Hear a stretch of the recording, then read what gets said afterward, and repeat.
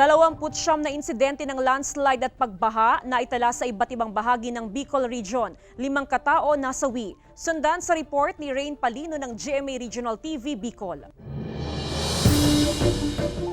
Apektado ang mahigit 100 pamilya sa Bicol Region dahil sa sunod-sunod na pag-ulan na dulot ng tail end of frontal system. Naranasan din ang landslide at pagbaha sa iba't ibang bahagi ng Bicol. Sa pinakahuling tala ng Civil Defense Bicol, may 147 na insidente ng pagbaha sa 20 bayan at 3 lungsod sa rehiyon. Kabilang ang Buhi, Nabua at Libmanan, Camarines Sur. May 29 naman landslide sa 17 bayan at 2 lungsod kabilang ang Sangay Tiwi Road sa Camarines Sur. Nasira rin ang kalsada sa Bula. Samantala, may 5 katao na nasawi matapos malunod. 3 sa bayan ng Garchidorena sa Camarines Sur at 2 naman mula Sorsogon. Meron pa sa ating reported na 47 families or 180 ng nakatao na nasa loob pa po ng iba't ibang mga evacuation centers.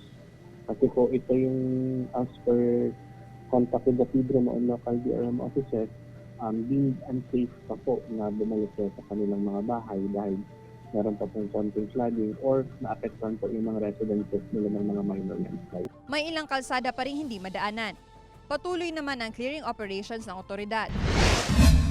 Samantala, muling lumakas ang hanging amihan na tinatawag na monsoon surge, kaya asahan ng mas malamig na panahon sa iba't ibang bahagi ng Luzon at Visayas.